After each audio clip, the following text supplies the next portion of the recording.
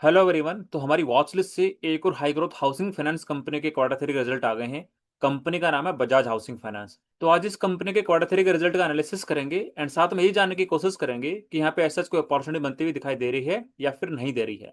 तो एक बार रिजल्ट का एनालिसिस करने से पहले ये जान लेते हैं कि FY 26 के लिए मैनेजमेंट की तरफ से क्या ग्रोथ गाइडेंस था। फर्स्टली बात कर लेते हैं लोन बुक ग्रोथ को लेके। तो मैनेजमेंट ने शुरुआत में FY 26 के लिए 24 से 26% से अपने लोन बुक को ग्रोथ करने का गाइडेंस दिया था, बट उसके बाद में उसको रिड्यूस करके 21 से 23% के बीच में कर दिया था। बात कर लेते हैं ग्रॉस एनपीए के गाइडेंस के पर्सपेक्टिव से। तो मैनेजमेंट का गाइडेंस था कि FY 26 के अंदर हमारा ग्रॉस एनपीए लगभग 0.35% से 0.40% के बीच में रहेगा। अब इनके जो क्वार्टर थ्री के एक्चुअल नंबर आए हैं उनको एक बार गो थ्रू करते हैं।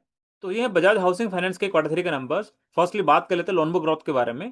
तो वाई एन वाई इस कंपनी की लोन बुक यहाँ पे 23% से ग्रोथ हुई है।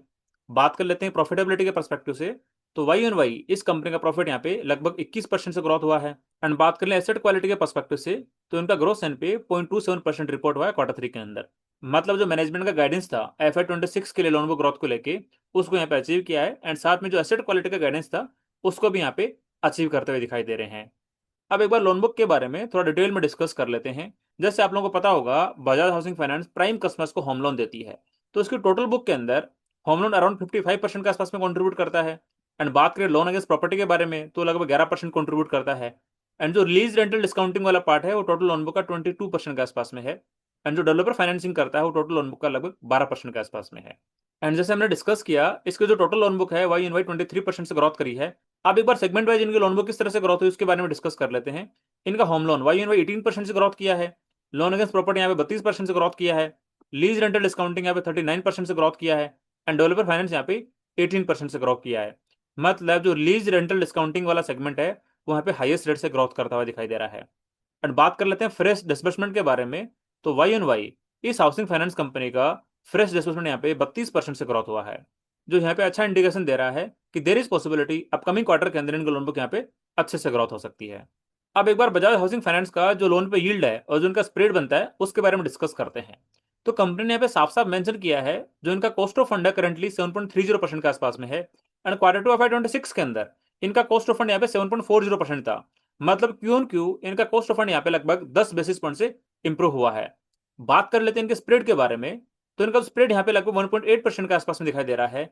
एंड क्वार्टर टू FY 26 के अंदर इनका स्प्रेड 1.90% के आसपास में था। तो यहाँ पे जो इनका स्प्रेड है बहुत कम दिखाई दे रहा है, बिकॉज जो बाकी की अफोर्डेबल हाउसिंग फाइनेंस कंपनीज है उनका स्प्रेड लगभग 5% 6% के आसपास में होता है, जबकि बजाज हाउसिंग फाइनेंस का स्प्रेड यहाँ पे 2% से भी कम है। Because Bajaj housing finance company की जो लोन पे यील्ड होती है वो 9 से 9.5% के बीच में होती है। इसके पीछे कारण ये है कि Bajaj housing finance maximum prime customers को होम लोन देती है। मतलब ये वाले कस्टमर होते हैं जिनका सिविल स्कोर बहुत अच्छा खासा होता है, जो किसी न किसी कॉर्पोरेट या किसी गवर्नमेंट जॉब के अंदर अच्छे पद पे होते हैं और अच्छी खासी सैलरी उठा रहे होते हैं। मतलब वहां पे एनपीए बनने का खतरा बहुत ही कम होता है। उन कस्टमर्स को कंपनी टारगेट करती है, इसी कारण से उन कस्टमर को यहाँ पे लोअर इंटरेस्ट रेट पे लोन देना पड़ता है। बिकॉज प्राइम कस्टमर्स को जो दूसरे बैंक्स हैं वहां से लगभग 8 से 9% के इंटरेस्ट रेट पे होम लोन मिल जाता है।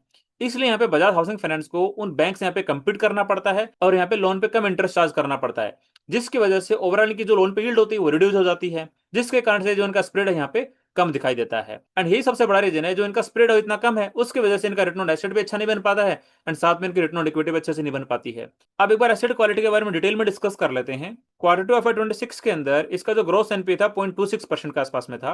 एंड करंटली जो इनका ग्रोस एनपी रिपोर्ट हुआ है 0.27% का रिपोर्ट हुआ है। मतलब क्यों उनको यहाँ पे एसेट क्वालिटी स्टेबल ही दिखाई दे रही है। एक बेसिस पॉइंट का यहाँ पे ऊपर नीचे दिखाई दे रहा है, वैसे कोई बड़ा दिक्कत नहीं होगा। बात कर लेते हैं नेट एनपी के परस्पेक्टिव से। तो क्वार्टर टू के अंदर इनका नेट एनपी था 0.12% के आसपास में। एंड करंटली रिपोर्ट किया 0.11% का। मतलब क्यों उनकी बेसिस पे इनका नेट एनपीए इंप्रूवमेंट होता हुआ दिखाई दे रहा है। बात कर लेते हैं रिटर्न रेशियोज के बारे में। तो फर्स्टली बात करते हैं रिटर्न एसेट के बारे में। जैसे मैंने डिस्कस किया, किस कंपनी का जो स्प्रेड है यहाँ पे कम होता है, इसी कारण से जो इनके रिटर्न रेशियोज हैं वो भी यहाँ पे कम दिखाई देते हैं। बात कर लेते हैं रिटर्न एसेट के बारे में। तो क्वार्टर टू FY 26 के अंदर इसका रिटर्न एसेट था 2.30% का। एंड करंटली वो स्टेबल दिखाई दे रहा है। क्वार्टर थ्री FY 26 के अंदर इनका रिटर्न एसेट यहाँ पे 2.30% का ही है। बात कर लेते हैं रिटर्न इक्विटी के बारे में। तो क्वार्टर टू FY 26 के अंदर इनका रिटर्न इक्विटी यहाँ पे 12.20% का था। एंड करंटली वो बढ़ के यहाँ पे लगभग 12.30% का हो गया है। तो यहाँ पे आप देख पा रहे होंगे जो उनके रिटर्न रेशियोज हैं तो उस तरह के रिटर्न रेशियोज नहीं है जो दूसरे अफोर्डेबल हाउसिंग फाइनेंस कंपनीज के करते हैं। जैसे हमने डिस्कस किया होम फर्स्ट फाइनेंस का, इंडस लेटर फाइनेंस का, उन कंपनीज का रिटर्न ऑन इक्विटी लगभग 15-16-17% के आसपास में है, और जो रिटर्न ऑन एसेट है वो भी लगभग 4 से 5% के आसपास में है। बिकॉज वाले housing finance companies affordable housing finance वाले सेगमेंट के अंदर काम करती है। उनका जो टारगेट कस्टमर सेगमेंट होता है वो टियर 3 टियर 4 सिटीज के अंदर होता है, एंड उन टाइप की सिटीज के अंदर जहां पे लोगों की अनस्ट्रक्चर्ड इनकम है, मतलब ऐसे कोई बड़ी सैलरी उनके नहीं आती है, तो वहां पे ये वाली अफोर्डेबल हाउसिंग फाइनेंस कंपनीज ज्यादा इंटरेस्ट रेट चार्ज कर पाते हैं अपने हाउसिंग लोन पे। इसी कारण से उन अफोर्डेबल हाउसिंग फाइनेंस कंपनीज की जो return on equity, return on asset यहाँ पे ज्यादा दिखाई देता है। तो रिटर्न रेशियोज के पर्सपेक्टिव से तो मैं ये बोलूंगा कि बजाज हाउसिंग फाइनेंस तो दूसरी अफोर्डेबल हाउसिंग फाइनेंस कंपनीज है उनको रिटर्न ऑन एसेट और रिटर्न ऑन इक्विटी के पर्सपेक्टिव से यहाँ पे बीट करती हुई दिखाई नहीं दे रही है।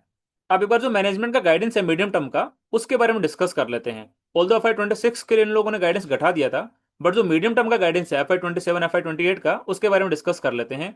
फर्स्टली बात करते हैं लोन बुक ग्रोथ को लेके, तो इनका गाइडेंस है 24 से 26% से ग्रोथ करने का। बात कर लेते हैं एसेट क्वालिटी के पर्सपेक्टिव से, तो इनका गाइडेंस है कि हमारा ग्रोस एनपी 40 से 60 बेसिस पॉइंट के बीच में रहेंगे।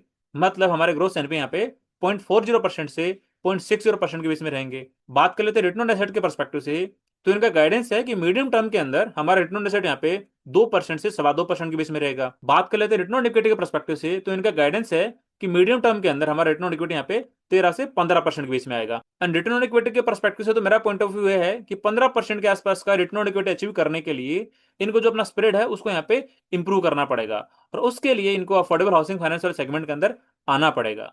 तो ये हमने डिस्कस करा बजाज हाउसिंग फाइनेंस के Q3 के नंबर्स। अब एक बार नंबर्स को थोड़ा समराइज कर लेते हैं। फर्स्टली बात करते हैं एसेट क्वालिटी के पर्सपेक्टिव से, तो इनकी क्यू ऑन क्यू बेसिस पे एसेट क्वालिटी यहाँ पे स्टेबल दिखाई दे रही है। सेकंड बात करते हैं इनके लोन बुक ग्रोथ के पर्सपेक्टिव से, तो इनकी loan book Y on Y यहाँ पे लगभग 23% से ग्रोथ होती हुई दिखाई दे रही है। ऑल्दो इनका जो गाइडेंस होता है मीडियम टर्म को लेके कि हम लोग हमारी लोन बुक को लगभग 24 से 26% से ग्रोथ करेंगे, उस वाले रेंज के अंदर FY26 के अंदर लोन बुक ने ग्रोथ नहीं किया है, तो मैनेजमेंट ने FY26 के लिए स्पेसिफिकली गाइडेंस घटा दिया था।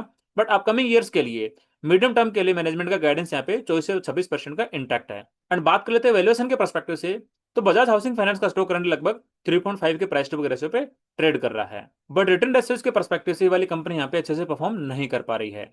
अब एक बार बजाज हाउसिंग फाइनेंस को अपॉर्चुनिटी के पर्सपेक्टिव से डिस्कस कर लेते हैं। तो हमारे दो जो मेजर क्राइटेरिया होते हैं कि उस एनबीएफसी के asset quality Q on Q basis पे इंप्रूवमेंट फेज के अंदर होनी चाहिए या फिर स्टेबल होनी चाहिए, और जो सेकंड क्राइटेरिया होता है कि उस एनबीएफसी के लोन बुक एटलीस्ट 20% है, उसे ज्यादा रेट से ग्रोथ करनी चाहिए। उन दोनों क्राइटेरिया को ये वाले एनबीएफसी यहाँ पे पास करते हुए दिखाई दे रही है। बट एक बार बजाज हाउसिंग फाइनेंस को जो उसके कंपटीटर पीयर्स हैं उनसे कंपेयर करना पड़ेगा। फर्स्टली बात कर लेते हैं इंडस लेटर फाइनेंस के बारे में, तो उसकी लोन बुक लगभग 30 से 35% से ग्रोथ होती है। बात कर लेते हैं होम फर्स्ट फाइनेंस के बारे में, तो उसकी लोन बुक अराउंड 25 से 26% के आसपास में ग्रोथ करती है। एंड इंडस लेटर फाइनेंस का रिटर्न ऑन इक्विटी तो यहाँ पे लगभग 17% के आसपास में है। एंड होम फर्स्ट फाइनेंस का रिटर्न ऑन इक्विटी भी FY25 के बाद में 17% हो गया था, बट क्यूआईपी द्वारा फंड करने के बाद में इनका रिटर्न ऑन इक्विटी लगभग 14 से 15% के आसपास में आ गया था। तो यदि रिटर्न ऑन इक्विटी के पर्सपेक्टिव से बात करें, तो बजाज हाउसिंग फाइनेंस अपने जो कंपटीटर्स हैं उनको यहाँ पे बीट नहीं कर पा रही है। एंड साथ में यदि लोन बुक ग्रोथ के पर्सपेक्टिव से भी बात कर लें, तो बजाज हाउसिंग फाइनेंस ये दो जो अफोर्डेबल हाउसिंग फाइनेंस वाली कंपनीज है जिनके बारे में डिस्कस किया, होम फर्स्ट फाइनेंस और इंडस लेटर फाइनेंस, उसको यहाँ पे लोन बुक ग्रोथ के पर्सपेक्टिव से बीट नहीं कर पा रही है। एंड बात कर लेते हैं स्टॉक के वैल्यूएशन के पर्सपेक्टिव से, तो जो अफोर्डेबल हाउसिंग फाइनेंस कंपनीज हैं उनके स्टॉक का करंट वैल्यूएशन 3 के प्राइस टू बुक रेशियो के आसपास में चल रहा है, जबकि बजाज हाउसिंग फाइनेंस का स्टॉक यहाँ पे लगभग 3.5 के प्राइस टू बुक रेशियो पे ट्रेड कर रहा है। मतलब यदि बजाज हाउसिंग फाइनेंस को इसके कंपटीटर से तीन तरह से कंपेयर करें, भले ही बात करो लोन बुक ग्रोथ को लेके, भले ही बात करो रिटर्न रेशियोज के पर्सपेक्टिव से, भले ही बात करो स्टॉक के वैल्यूएशन के पर्सपेक्टिव से, तो तीनों कैटेगरी के अंदर जो दूसरी अफोर्डेबल हाउसिंग फाइनेंस कंपनीज है वो बजाज हाउसिंग फाइनेंस को यहाँ पे बीट करते हुए दिखाई दे रहे हैं। तो यदि करंट टाइम पे अपॉर्चुनिटी के पर्सपेक्टिव से बात करें, तो मेरे को बजाज हाउसिंग फाइनेंस के कंपैरिजन में जो बाकी के अफोर्डेबल हाउसिंग फाइनेंस कंपनीज है उनके अंदर यहाँ पे बेटर अपॉर्चुनिटी दिखाई देती है। ये जस्ट मैंने मेरा पर्सपेक्टिव शेयर किया है, ये मेरी तरफ से कोई स्टॉक रिकमेंडेशन नहीं है। आप लोग अपनी खुद की रिसर्च करना, खुद का एनालिसिस करना, एंड जो आपके फाइनेंशियल एडवाइजर हैं उनसे डिस्कस करके ही डिसाइड करना कि आपको स्टॉक के अंदर इन्वेस्टमेंट करना है या फिर नहीं करना है। एंड यदि आपका कोई डिफरेंट ओपिनियन या फिर क्वेरी है तो कमेंट सेक्शन में जरूर पूछना। एंड यदि वीडियो आपको अच्छा लगा है तो लाइक जरूर करना, एंड चैनल को सब्सक्राइब करना भी बिल्कुल मत भूलना। तो ठीक है, आज की वीडियो में इतना ही, मिलते हैं नेक्स्ट वीडियो में, तब तक के लिए थैंक यू।